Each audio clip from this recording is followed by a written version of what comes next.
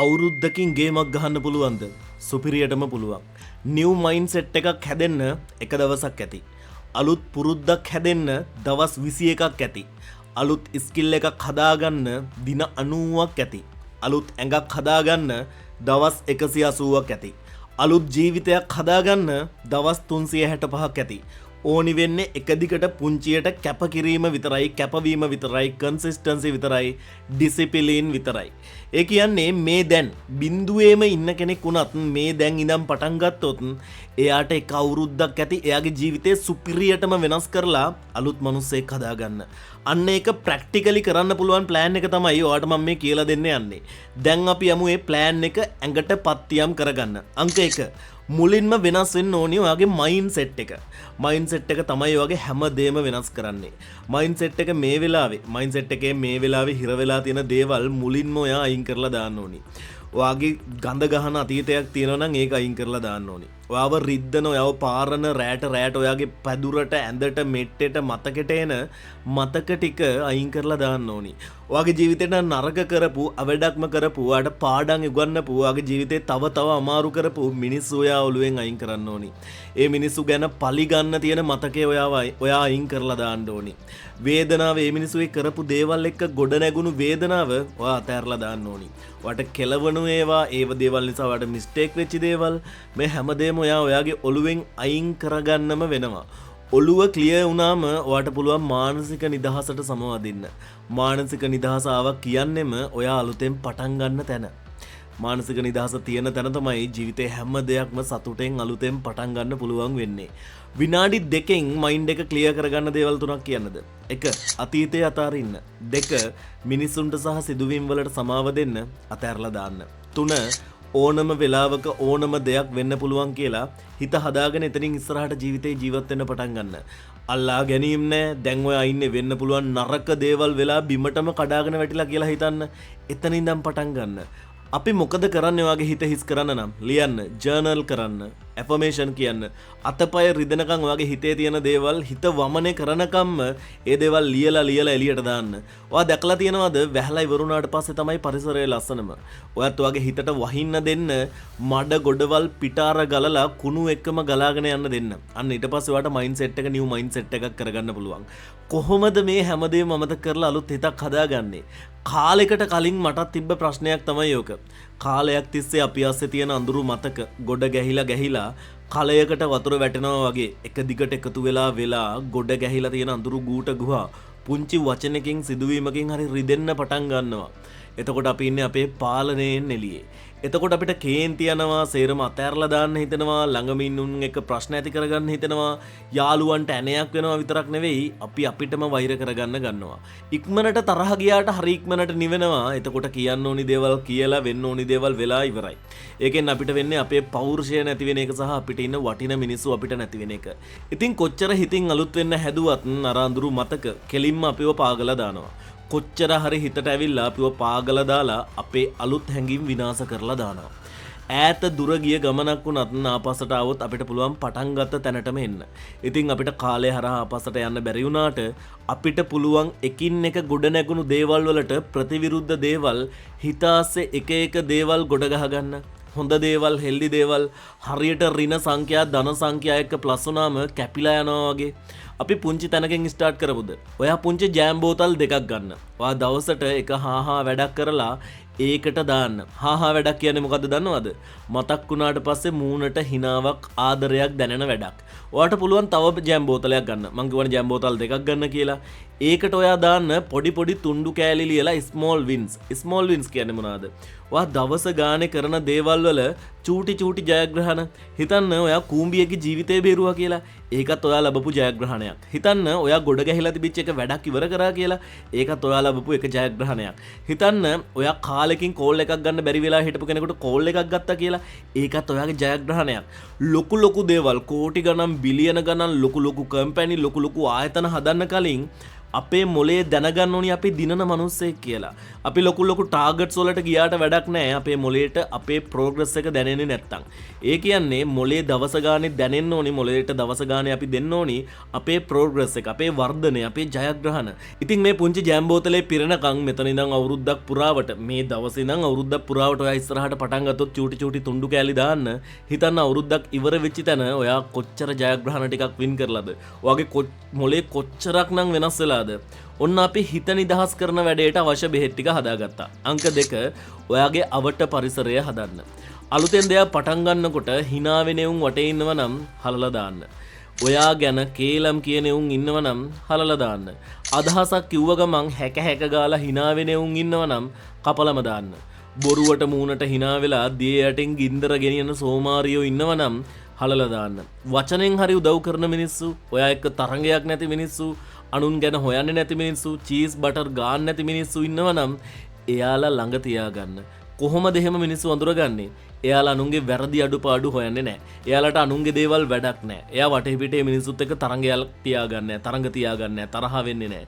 එයාලට කොටින්ම කෙනකෙනාගේ පෞද්ගලික දේවල් වැඩක් නැහැ. මේ මිනිස්සුන්ගේ කකුලෙන් අදින්න එයාලට උවමනාවක් නැහැ.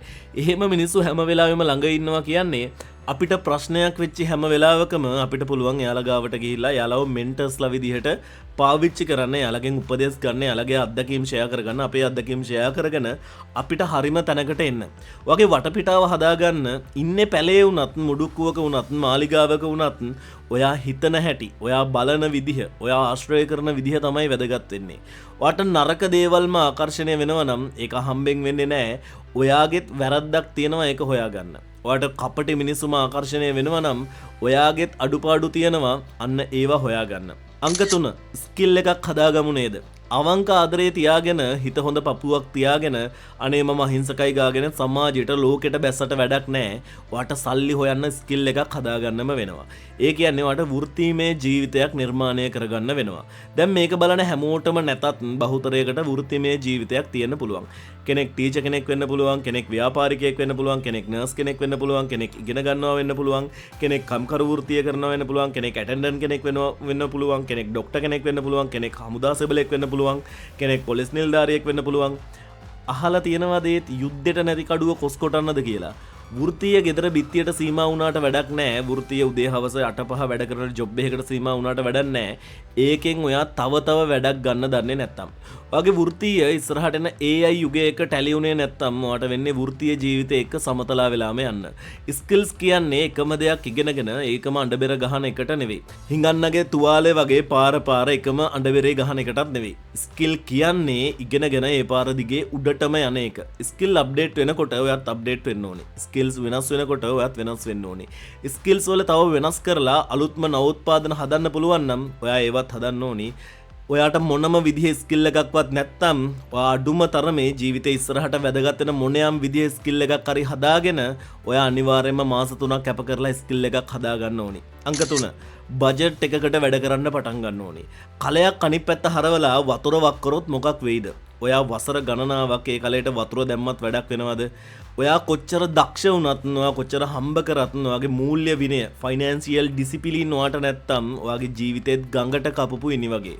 අපි ඉගෙනගෙන තියෙනවා එමර්ජන්සි ෆන්ඩ් ගැන, ආයෝජන ගැන, බජට් ප්ලෑනින් ගැන. ඔයා අවුරුද්දකින් ජීවිතේ වෙනස් කරගන්නවා නම් ඔයාට අනිවාර්යයෙන්ම ඕන බජට් එකකට ජීවත් වෙන ජීවිතයක්. දුක හිතුනම වියදම් කරන්නේ නැහැ. බූට් කෑවම වියදම් කරන්නේ නැහැ. මිනිස්සු ළඟ තියාගන්න වියදම් කරන්නේ නැහැ. ඔයා හෙන්න මාර පොරක් හොඳ මිනිසෙක් කියලා නෙන නිහතමානී කියලා පෙන්වන්න ඔයා වියදම් කරන්න යන්නේ නැහැ. ඔයාට තියෙනවා බජට් එකක්, ඔයාට තියෙනවා විෂන් එකක්, ඔයාට තියෙනවා අඩිය තියලා යන ගමනක්, ඔයාට තියෙනවා ආයෝජන මයින්ඩ්සෙට් එකක්, ඔයාට තියෙනවා වගකීම් යුතුකම් සෙට් එකක්, ඔයාට තියෙනවා මාසයක් ගන්න බිල් ටිකක් ගෙවන්න. ඉතින් මනී කියන ටූල් එක නැතුව ඔයාගේ ජීවිතේ ගොඩක් යතුරු ඇරෙන්නේ නැහැ. ඔයා බජට් එකක් හදලා ඉතුරු කරන්නේ ගොඩ නගන්නේ ඒ මනී කියන කී එක ටූල් එක. අංක 4 අපි ජිම් එකකට යමුද? ජිම් යනවා කිව්වම ඔයාගේ ඔළුවට මුලින්ම ආවේ යකඩ උස්සන, සික්ස් පැක් හදන, හිරට ඇඳුම් අඳින, පස්ස පැත ලොකුවට හදන දර්ශන ටිකක් නම් ඇත්තටම ඔයා ජීවිතේ බලන කෝණය වෙනස් කරගන්න වෙනවම තමයි. ට්‍රේන කෙනෙක් ඉන්න හරියට නියාමනය වෙන ජිම් එකක් කියන්නේ ජීවිතය කියලා දෙන ඉස්කෝලයක්. ජිම් එක අපිට කියලා දෙනවා 100% ගානේ වර්ධනය වෙන හැටි. ජිම් එක අපිට කියලා දෙනවා දුරම දුර ගමනක් හෙමින් හෙමින් අඩිය තියලා යන හැටි. ජිම් එක අපිට කියලා දෙනවා ඕනම දෙයක මධ්‍යස්ථභාවය රැක ගන්න හැටි, මධ්‍යස්ථභාවයේ ඉන්න හැටි. ජිම් එක අපිට කියලා දෙනවා කාලයක දේවල් වැඩ කරන හැටි. ජිම් එක අපිට කියලා දෙනවා විනයක් ඇතුව තමන්ගේ ටාගට් එකට යන හැටි. ජිම් එක අපිට කියලා දෙනවා ඉලක්කයක් හිතේ තියාගෙන නොපෙනෙන ප්‍රෝග්‍රස් එක ඇතුළෙන් අපිට එක දිගට කන්සිස්ටන්සි වැඩ කරන හැටි. ඔයාට බලන්න පුළුවන්, දකින්න පුළුවන් ඒකට මහන්සි වෙන මිනිස්සු ජිම් එකක් ඇතුළට ආවට පස්සේ. මහන්සි වෙලා ප්‍රතිඵල ලැබපු මිනිස්සු. මහන්සි වෙන්න කියලා අදම ජිම් එකට ආව මිනිස්සු. අතරමඟ නතර කරන මිනිස්සු. කොච්චර මහන්සි වුණත් ප්‍රෝග්‍රස් එකක් තාම පේන්නේ නැති මිනිස්සු ඒත් අල්ලගෙන කාගෙන කන්සිස්ටන්සි එක දිගට වැඩ කරගෙන යන මිනිස්සු. ඔයා අනිවාර්යෙන් ජිම් එකකට යන්න. මොකද ජිම් එක කියන්නේ ඔයාට ජීවිතේ උගන්වන තක්සලාවක්. අංක 5. දවස ලස්සන කරන්න පටන් ගන්න. හිතන්න ඔයා කඩාගෙනම වැටිලා බිඳුවටම වැටිලා ඉන්නවා කියලා හිතන්න. එතකොට මේ වෙලාවේ ඔයාගේ ජීවිතේ මොන වගේ යද්ද? ඔයාට බලාපොරොත්තු නැහැ, ඔයාගේ ජීවිත සුන්දර නැහැ, ඔයාට රැට නිින්ද යන්නේ නැහැ, ඔයා නරක පුරුදු කීපයකට ඇබ්බැහි වෙලා ඉන්නවා, ඔයා මිනිස්සු පස්සේ යනවා, ඔයා මිනිස්සු ඉස්සරහ වැඳ වැටෙනවා, ඔයා බැගෑපත් වෙනවා, ඔයා හැංගීම් හිඟා කනවා. එතකොට ඔයාට එක දෙයක් එක දිගට කරගෙන යන්න බෑ. කඩින් කඩ ඔයා උඩට යනවා, මහන්සි වෙනවා, ඔයා මොටිවේට් වෙනවා. ඒ වුණාට ආයි ඊගාව දවසේ ආයෙම කඩාගෙන වැටිලා ඔයාගේ ඩොපමීන් ලෙවල් එක බැලන්ස් නැහැ. ඔයාට හරියට විෂන් එකක් නැහැ. ඔයාට හරියට පැටර්න් එකක් නැහැ. නෙගටිව් පැටර්න්ස්, නෙගටිව් සිතුවිලි ඔයාගේ මුළු හිත පුරාම විසිරිලා විහිදිලා ගිහිල්ලා. මෙන්න මේ දවස් අපි වෙනස් කරමු ලස්සන ඩේලි රූටින් එකක් හදලා. මොකද්ද ලස්සන ඩේලි රූටින් එකක් කියන්නේ? ලස්සන ඩේලි රූටින් එකක් කියන්නේ පාන්දර 5ට නැගිටිනවා කියන එක මම රෙකමන්ඩ් කරනවා. හැබැයි ඔයාට පටන් ගත්ත ගමන් පාන්දර 5ට නැගිටින්න බෑ.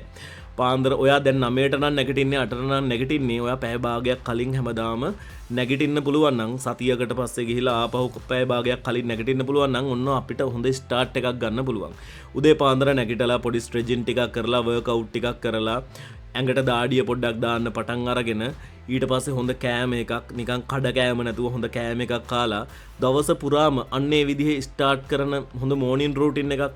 ඊට පස්සේ දවස පුරාම වැඩ කරගෙන ගිහිල්ලා ඊට පස්සේ රෑ වෙලා ගොසිප් ස්ක්‍රෝල් කරගෙන රෑ 1-2 වෙනකන් ඉන්න මාන්ද මානසික රූටින් එකක් නැතුව වේලාසන නිදාගෙන ඉලෙක්ට්‍රොනික ඩිවයිසස් පැත්තකින් තියලා ජර්නල් කරලා දවසේ ස්මෝල් වින්ස් ලියලා දවසේ තිබිච්ච ඉගෙනගත්ත පාඩම් ලියලා තමන්ගේ අඩුපාඩු ටික ලියලා ඊගාව දවසේ ටාස්ක් ප්ලෑන් එක හදාගෙන හෙට තමයි මට මේ වැඩ ටික කරන්න කියලා ඒක බිත්තියේ කලවගෙන ලස්සනට ඩේලි රූටින් එකක් හදාගත්තොත් මොකද කියන්නේ? ඔයාට පුළුවන් අවුරුද්දක් නෙවෙයි මාසයක් දෙකක් ඇතුළත වගේ ජීවිතේ මාර රූටින් එකකට, මාර ලෙවල් එකකට ගේන්න. ඉතින් අද අපි දේවල් 5ක් කතා කරා අවුරුද්දකින් ජීවිතේ වෙනස් කරන එක ගැන.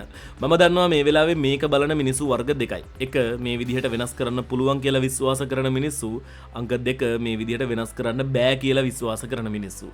මේ විදිහට වෙනස් කරන්න බෑ කියන අය හිතන්නේ ජීවිතේ වෙනස් කරන්න පුළුවන් ලොකු සල්ලියක් ඇදුනහම, ලොකු නිදානයක් ඇදුවට පස්සේ, ලොකු මොන හරි ජැක්පොට් වාසනාවක් ආවට පස්සේ, ලොතරැයියක් ඇදුනට පස්සේ, එහෙම නැත්නම් මාසෙට ලක්ෂ ගානක ඉන්කම් එකක් ලැබුණාට පස්සේ එයාලා කවදාවත් දියුණු වෙන්නෙත් නැහැ. එයාලට ඒ කියන ලක්ෂ ගාන ලැබුණත් එයාලා හරි ඉක්මනට බංකොලොත් වෙනවා. මොකද එයාලා ඇතුලේ ඩිසිප්ලින් සහ කන්සිස්ටන්සි සහ එයාලා ගාව හොඳ පුරුදු පද්ධතියක් නැහැ.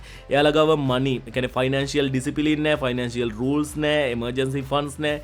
එයාලා කිසිම දෙයක් ප්ලෑන් කරලා කරන්නේ නැහැ. හැබැයි මේ විදිහට ජීවිතය වෙනස් කරන්න පුළුවන් කියලා හිතන අය සම්පූර්ණයෙන්ම ඇටොමික් හැබිට්ස් ගැන, පුරුදු ගැන, ඩිසිප්ලින් ගැන අදහසක් තියෙන, සිස්ටම් එක ගැන විශ්වාසයක් තියෙන අය. ඔයා කෝක නියෝජනය කරත් මට කියන්න තියෙන්නේ, මට එක පණිවිඩයක් දෙන්න තියෙනවා. ජීවිතේ එක්ක ගැම්බ්ලින් කරන්න, හූදු කෙලින්න හදන්න එපා. සිස්ටම් එකකට ඉස්සරහට යන්න පුරුදු වෙන්න. ජීවිතේ එක්ක හූදු කෙලිනකොට හැමදාම එකම තැන, ජීවිතේ එක්ක සිස්ටම් එකක් හදාගෙන ඉස්සරහට යනකොට අංගල හරි ඉස්සරහට යනවා. ඉතින් ඔයාව වෙනස් කරන, ඔයාව වෙනස් කරපු මේ වීඩියෝ එකට අවුරුද්දකට පස්සේ ඇවිත් කමෙන්ට් එකක් දාන්න. මම බලාගෙන ඉන්නවා. ඔයා hina මූණකින් මම බලන්න මේ වීඩියෝ එකට එනකම්. ඒ වගේම මෙතන ඉඳන් පටන් ගන්න ඔයාගේ දවස් 365 සර්ව ප්‍රකාරයෙන්ම සාර්ථක වෙන්න කොච්චර බාධකාවත් කාගෙන ඉස්සරහට යන්න පුළුවන් දවස් 365ක් වෙන්න කියලා මම ඔයාලට ප්‍රාර්ථනා කරනවා. ඉතින් ඔයාලට good luck පුංචි මකර පැටියෝ. ඔයාලට good luck.